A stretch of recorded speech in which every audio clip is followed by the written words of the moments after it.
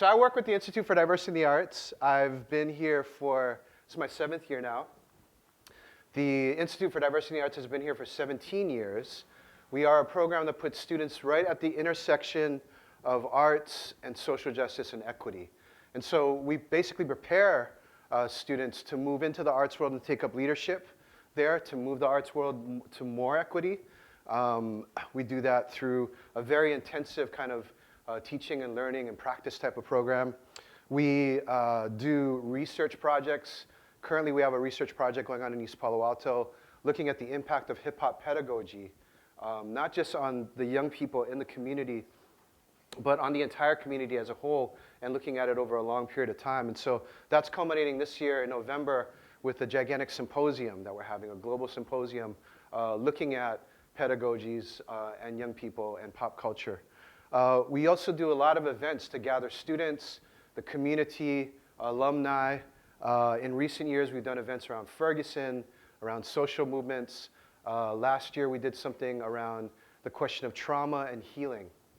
And we've also looked at questions of, for instance, how we see race and how that's changed and not changed over the last half century.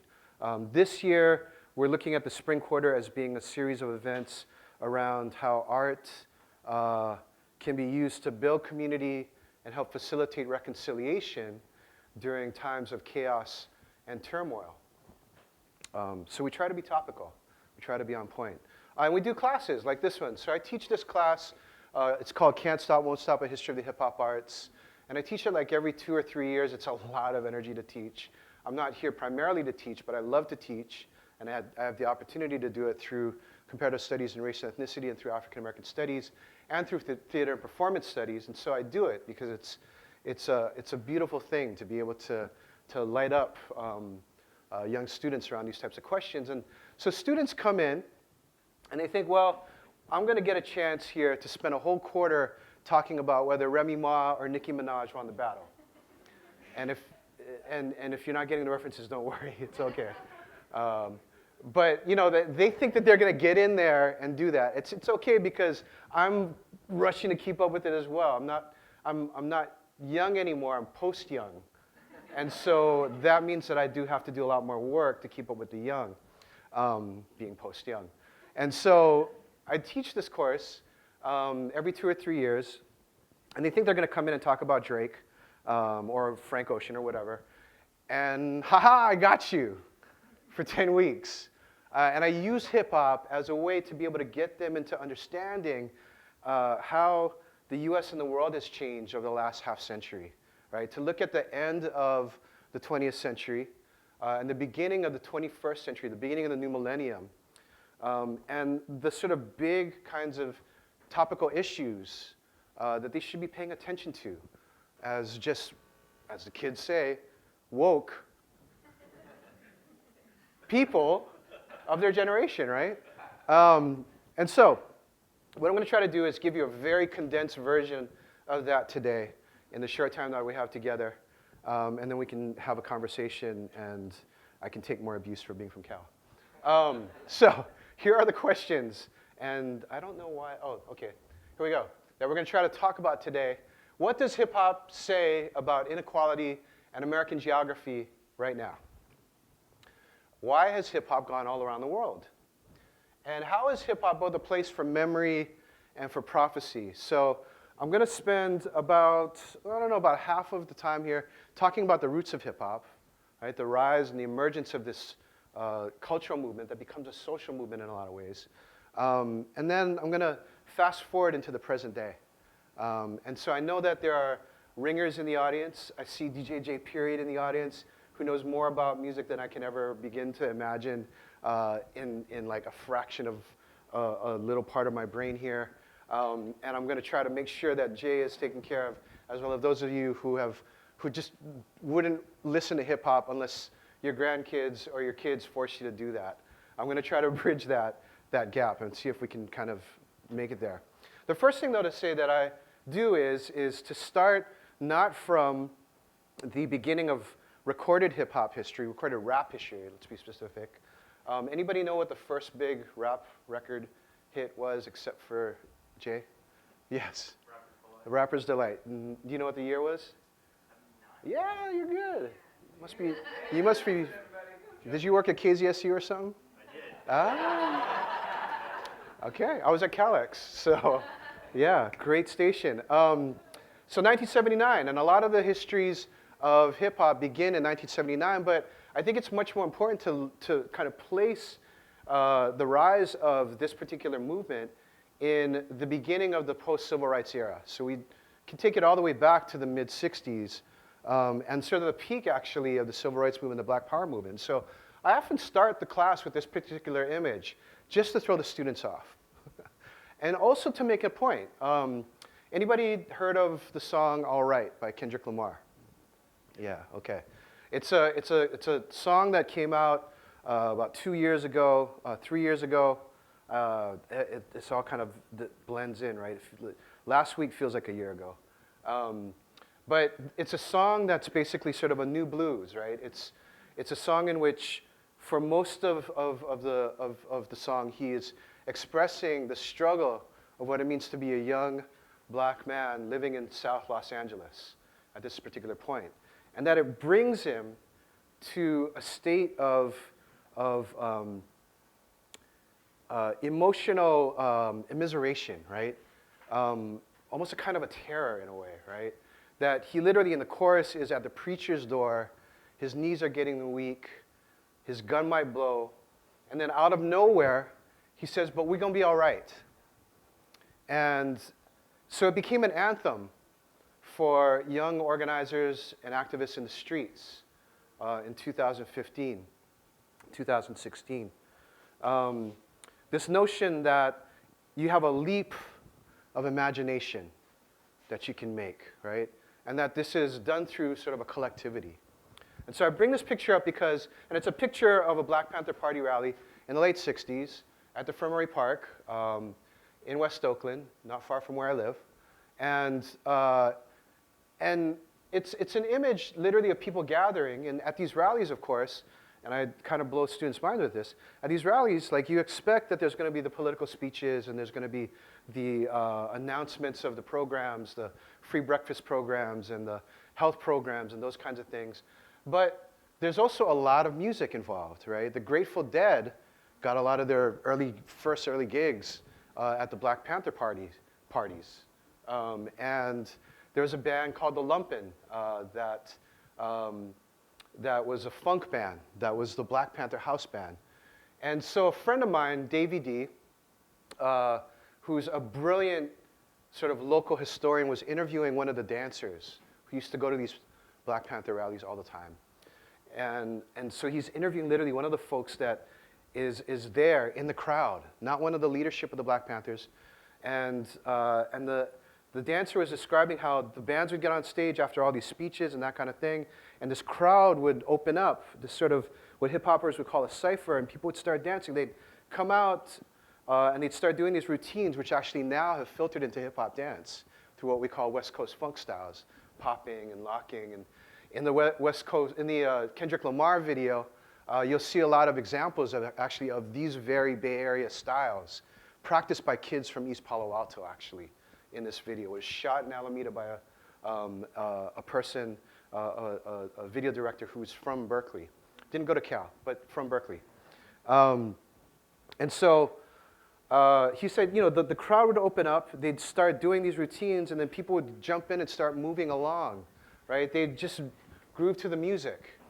And he said, what we were trying to achieve was this sense of all rightness. All rightness. And when Dave said this, I just fell out of my chair. I was like, all rightness, wow. So they were using this word in the same kind of way that Kendrick Lamar was using it like 50 years before, right? And it's just sort of a continuation of this idea through these currents of Black freedom culture, right? And all rightness, what is all rightness? What's this feeling of wholeness, a feeling of connection, right? A feeling of engagement, of fellowship, of being able to give voice and being able to act. It's literally rhyming movement with movement, so to speak, okay? And so this sort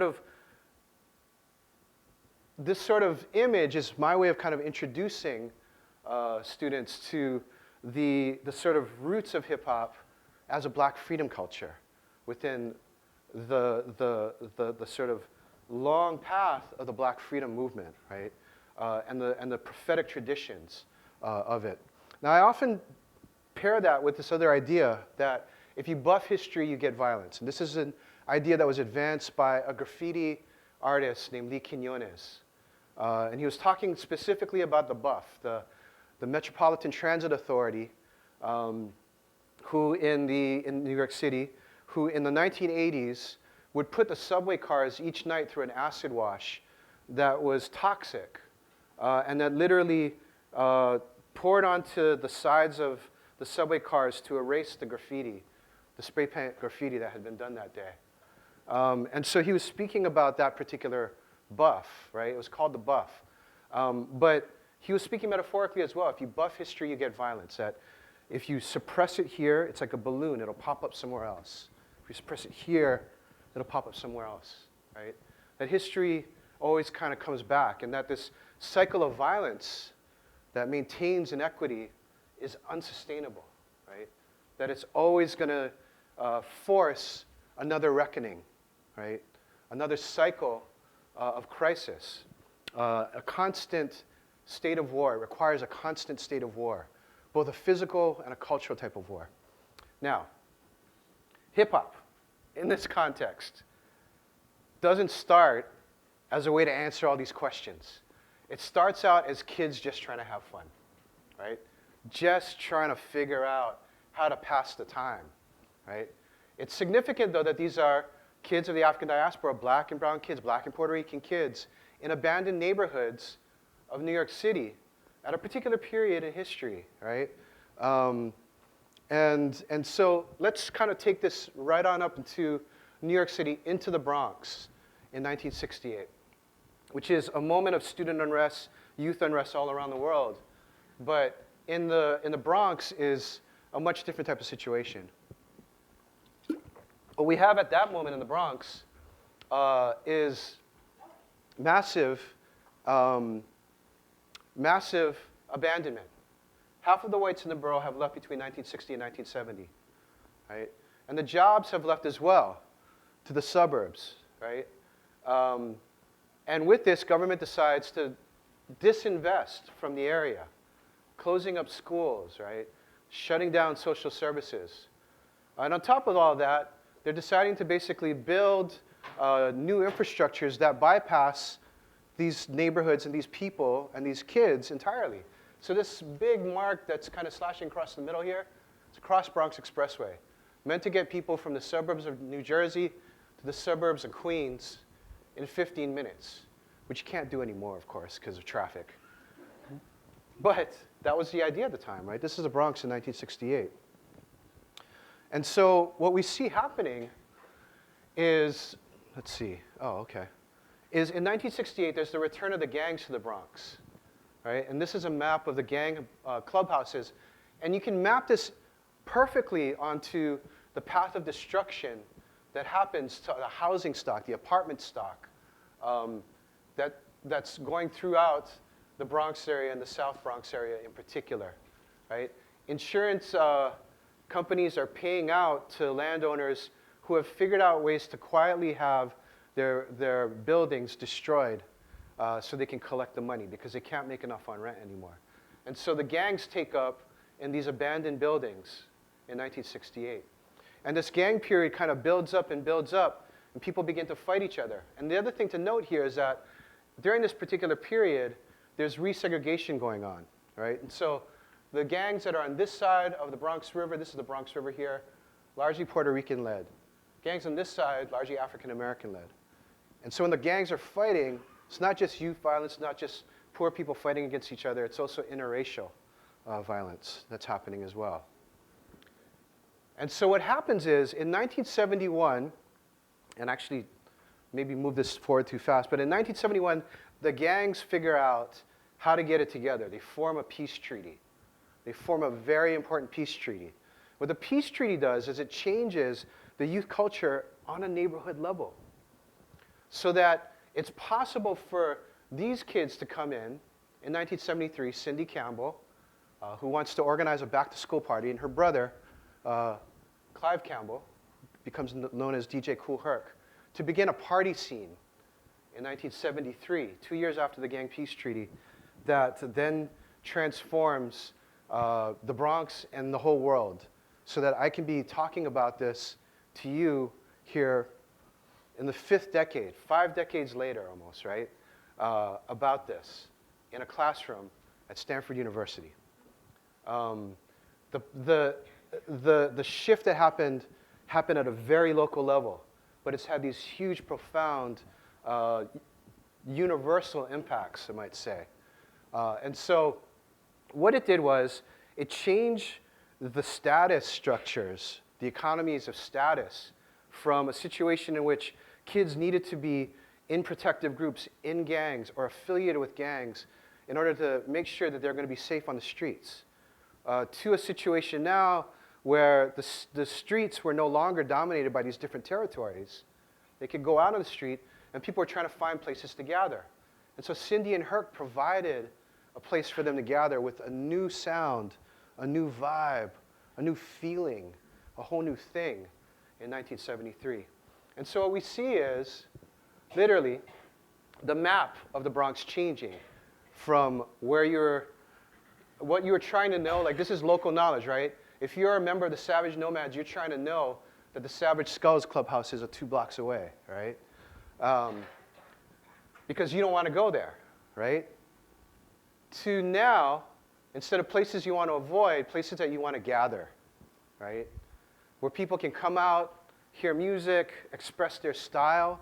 Style becomes the new sort of status economy, right? How you dress, how you talk, how you dance, how you move, can you rock a crowd with your music or your rhymes? Are you a great visual artist? Can you see in different kinds of ways? And people begin to gather. Kool Herc first on the west side, over here in the West Bronx. He moves it out to Cedar Park. And then there's this explosion. People begin to come from all over the Bronx where they couldn't before, and they begin to gather in these different places. And so one of the people that's very important to this particular movement is Afrika Bambaataa, who was a warlord in the Black Spades, which is the biggest gang. Now, as a warlord, you had to go out and actually meet up with the different folks in the different gangs. And so he actually was the perfect person to become a peacemaker, and that's what he did. He was inspired to join this party movement, this party scene type of movement, and he begins to use his organizing capabilities and his contacts to bring people together, right? He crosses the river, he goes out and encourages Puerto Ricans to come in, and so what was a resegregating force of violence is now being met with this desegregating force of culture. What's happening socially and culturally with this particular movement would not actually even be happening if it weren't for the aesthetic that's undergirding all of this, right? And so I want to talk a little bit about that for a second, the musical aesthetic that's informing this particular period. Because the music that's being played in these parties is funk music that's not being played on the radio. And what funk music is doing in this particular moment, between 1968 to 1979 or so, is really deeply exploring all of these different types of musical sounds that are coming from throughout the African diaspora, right? So all of these musical sounds, these sonic practices, these cultural practices and dances that they come with, the sort of memory of this that's been dispersed by the terror of the Middle Passage to all the parts in the New World coming back together in the funk. Literally, James Brown in 1968 is thinking, how can I take this back to Africa? And he puts it in the break. He puts it in the music. And so one of the most celebrated breaks in hip-hop, and I play this all the time, and every time I play it, everybody just starts like, you can see everybody's in their seats, but they just want to move, right? Because it just makes you do that, is the Give It Up, Turn It Loose live break. That is, if you're a B-boy or a B-girl, you know exactly what I'm talking about. And what's happening here in this particular break is first you have Johnny Griggs, and he's playing the conga, right, in sort of a 3-2 clave, like an Afro-Cuban / West African kind of 3-2 clave time, right? He's playing that, and then he brings in Clyde Stubblefield, who's playing a straight-up New Orleans parade march, the kind of beat that you hear underlying all of rock and roll, right? But a New Orleans parade march. And then he's like, Bootsy. He calls out Bootsy, and Bootsy swings in on the bass, playing in a 2/3 clave, and the whole band is rocking in all of this, and they lock in time, and the whole thing just goes, right? It's just, it really makes people move, right? And so this is literally the sound of all of these rhythms, like stacked up, locked in, and then activating the crowd, okay? And if you think about it from the point of view of a DJ, what hip-hop does is it accelerates that process. It accelerates that process. I want to come back to that in a second. And so now when you get it to two turntables, this accelerates the process. What I'm saying here is that polyrhythm is a mode. It's a model in a way, right? That polyrhythm in some ways can be thought of maybe as a model for polyculturalism. That's the leap, like that Bambaataa is actually making in some ways, right? The polyrhythm becomes a mode or a module, or a model, I should say, for polyculturalism. And the turntables speed this up because you just put a record here, put a record there, as Jay does so well, and you sync it up in time, right? You get the BPMs working at the same time, you lock the groove in, move the crossfader over, you're activating this crowd. And then people are adding their own kinds of rhythms into this. And so this is therefore an open kind of platform, right? You can put a record on here that has an India Bhangra beat, right? Or a Japanese shakuhachi, right? Or that kind of thing. And this is why hip-hop is thus adaptable by kids all around the world, right? They're figuring this kind of thing out because it's an open type of platform. This is where we bring in the third person who's kind of thought of as part of the holy trinity of hip-hop pioneers, although there were so many, and so many women, and so many unsung people. But let's talk a little bit about Grandmaster Flash, who figured out how to take hip-hop and make it mainstream, right? How to make it a big spectacle. And the way that he did this was he brought in rappers, MCs, to actually hype the show up, right? At that moment in history, in 1977, 1978, it's all about being there. It's all about being at the spot where this stuff is going down, right? Records don't really start appearing until late 1978, right? And so he starts off with three MCs. Keith, who invented a lot of the chants that we know nowadays, throw your hands in the air and wave them like you just don't care. Melly Mel, and his brother Kid Creole. But three MCs is not enough. Three MCs is not enough because you got all these other crews that are coming up behind that want to take that spot at the nightclub, right? Want to be that crowd, want to be that group that's rocking the crowd. So he adds another MC, and he's Grandmaster Flash and the four MCs, right? But four is not enough. So he adds another, and then he's now Grandmaster Flash and the Furious Five MCs, right? But even that's not enough to maintain like this place at the summit of this live hip hop scene. And so he starts bringing in a drum machine, right? He's Grandmaster Flash and the Furious Five, and he brings in this thing that's a little drum machine, a portable thing called a beatbox that's this big, and he starts playing it live. So the highlight of the show is literally him stepping out from behind the turntables, right? And the rappers are rapping in unison, talking about how great Flash is, and he's playing a beat for them to rap over. And the crowd's like, oh, I've never seen anything like this. And that's how he's maintaining it, right? At this time, a whole bunch of people are trying to come and offer him record deals. And he doesn't want to take any of them because it doesn't make any sense to him. Why would I be doing a record of me playing a record? It doesn't make any sense, right? And so he can't understand why they do it. He's like, nah, shoo, like get out of here. We don't need that, right? You're just getting in the way. But what happens is Rapper's Delight comes out, right? In the summer of 1979, and it sells a gazillion, which I think is an actual number, copies worldwide. It sells a lot, and literally there are, all across the world, there are versions that are done, even in Brazil and Jamaica, right? Which invented a lot of this stuff. And so Grandmaster Flash says to himself, okay, I get it. If I sell this record, maybe I can get more people to come and show up at my gig on Saturday night, right? So he makes a record. Now, what I want to do here is to play you a snippet of the live show, and then to play you that first record. And we'll talk about that in a second, okay? So this is the live gig. So that's like them highlighting Flash playing his drum solo, like, and then he's like do do do do do do do do and do do do do. You know, it's everybody just literally going. That's him playing the beatbox, right? So they go in, they make this record, and this is what it sounds like. This is where everything begins to change. This is actually the moment that you can say the atom split, like the atom split here. And it's where hip hop becomes bigger than you could have ever imagined, right? It moves from being a live local culture to a global commodity, right? But it changes forever, right?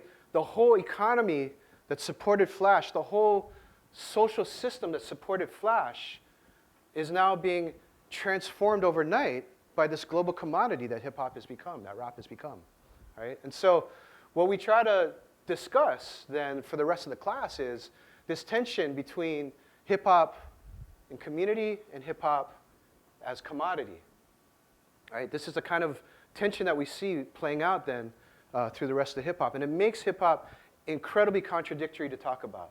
It makes it impossible to kind of talk about in just one kind of a way.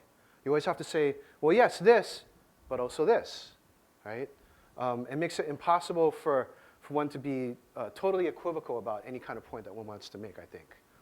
Makes it a very interesting kind of thing to develop within kind of scholarship, to understand it as a movement. But it makes it easier to understand why, long after all of these other types of movements wrote their manifestos, named themselves, went out and did their thing, and then died, why hip-hop continues to be a thing all around the world at this particular point in history. And so, I'm going to fast forward now.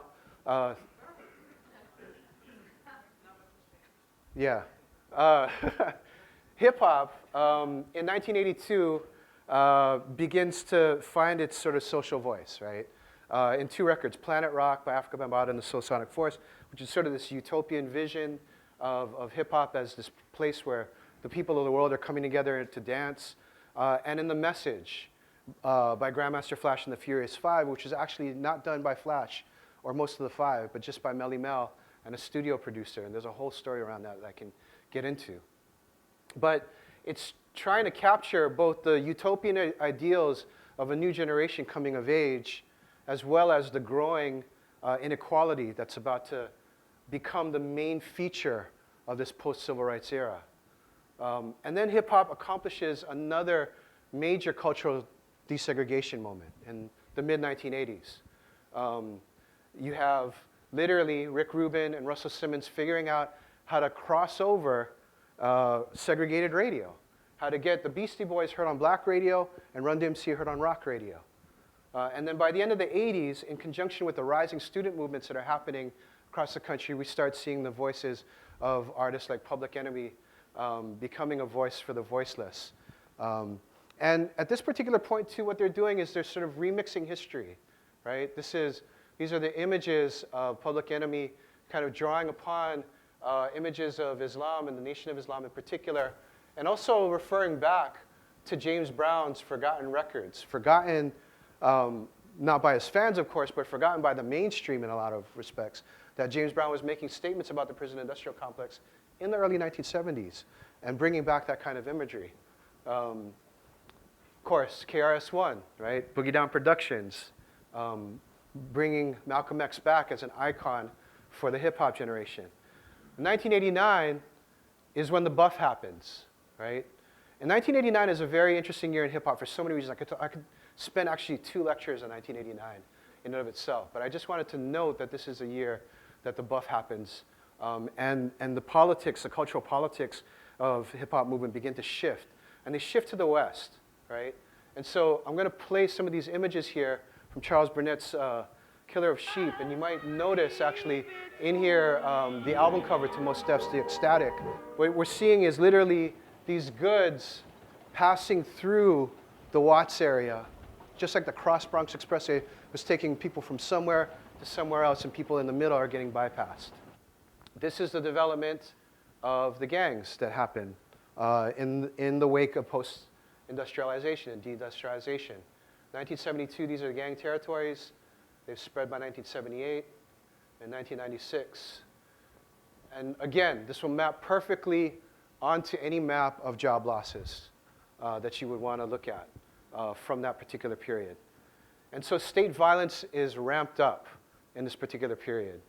I don't think I need to go through all of this stuff with all of you, but we could talk, of course, about the police state that large parts of Los Angeles are living through in the 1980s as a result of Daryl Gates' police department and Operation Hammer. This is a quote actually from Twilight Bay, who Anna Devere Smith named her play after, right?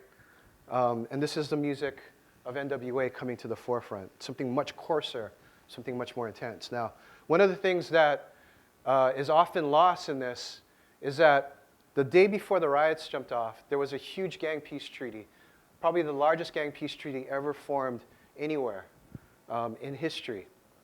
And that this led to a creative explosion just as the creative explosion followed the gang peace treaty in 1971. It changes conditions on the ground. And so we think in a lot of ways of these artists who I love to death. De La Soul is my favorite group of all time. Jay Dilla, Erykah Badu as carrying on the prophetic tradition of black freedom culture. But I also want to throw this out, that embedded in gangster rap, right, even albums like The Chronic, is a sense of this yearning for freedom, right? That The Chronic is actually a product of the sort of ecstatic freedom that people begin to feel in the wake of the gang peace treaty, that they can now ride, like let me ride, right? They can roll down the street, smoking Indo, sipping on gin and juice, laid back, right? And then money on the mind, right, exactly. But it's interesting, right? The Chronic is actually a split record. It's half of it felt like was made before the riots, and the other half felt like it was made afterwards. And the parts that seem the most indulgent, the most sexist, the most retrograde, the most brand conscious, right, in some ways can be heard actually as part of the party scene that starts back up in the parks in Los Angeles during this particular period. But the other thing that's happening is that hip-hop allows a shift to be made for global corporations at this particular point, right? It allows a shift to be made for global corporations who are realizing that most of the world is not white and suburban, but it's very young and very non-white. And that multiculturalism is actually not the enemy, it's the future, right? In 1992, in the election, Pat Buchanan declares the culture wars, right? And multiculturalism is on the firing line. It was here, right here at Stanford, right? But by 1993, multiculturalism is really cool. And every company is trying to figure out how to get onto that. So hip-hop actually provides this really weird and interesting kind of way for these corporations to be able to shift to a new world, right? At the same time that hip-hop, and make hip-hop incredibly popular, at the same time that hip-hop is revealing these hidden histories that are happening on the ground. I'm going to sort of run through this really quickly. I'm going to actually skip through this so we can get to the last part and we can have a little bit of a conversation here. Let's see here. This is now talking about hip-hop actually being the spark for the Arab Spring. And hip-hop, of course, is providing joy all around the world. It's a picture of b-boys in Vietnam. But I want to get to hip-hop in this particular moment, right? In the moment of the movement for Black Lives. And it's kind of important to think about what culture means right now in this moment after Ferguson, right? What's happened, of course, is the militarization of the police that began in the 1980s as a reaction to young people who are going to be more diverse than ever before has now, of course, grown by leaps and bounds, such that we have this kind of reaction happening in the street to Ferguson. And what's happening in the cities has been a reversal of what happened before. The conditions that spawned hip-hop were about white flight to the suburbs, right? And what we see now, of course, is a switching of that. The big word, of course, is gentrification. But gentrification, I think, is a small part of a larger process here of resegregation that's actually happening, right?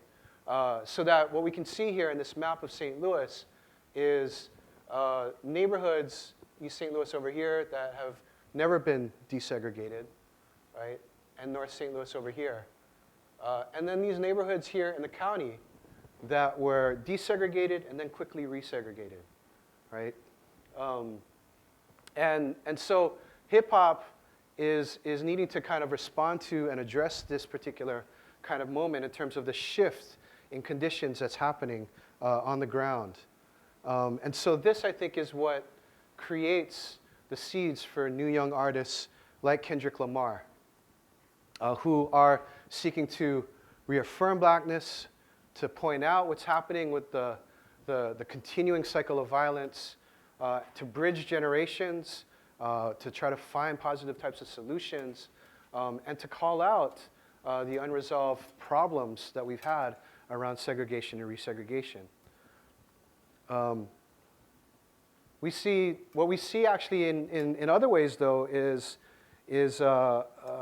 racism changing and morphing, right? And so the point that I wanted to make here is that after 9/11, what we see is the increased surveillance of especially Muslim or people that are Muslim identified immigrants, right?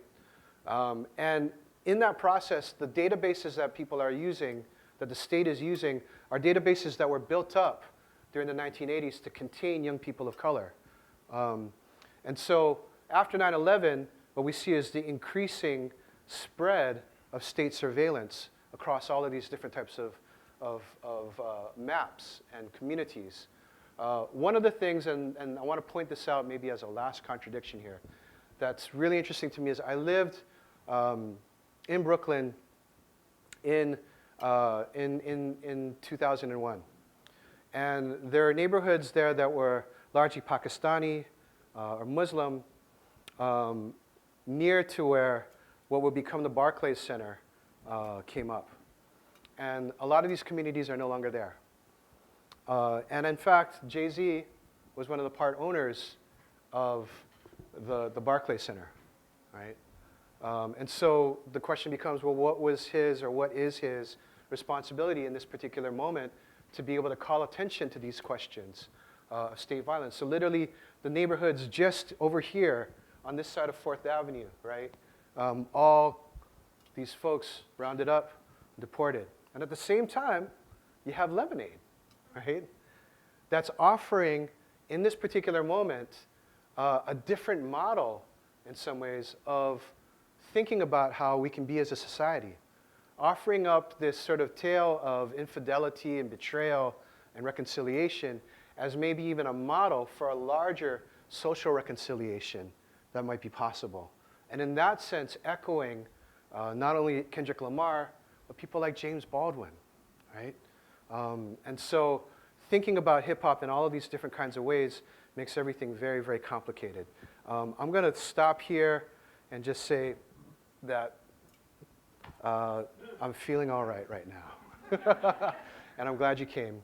Thank you very much.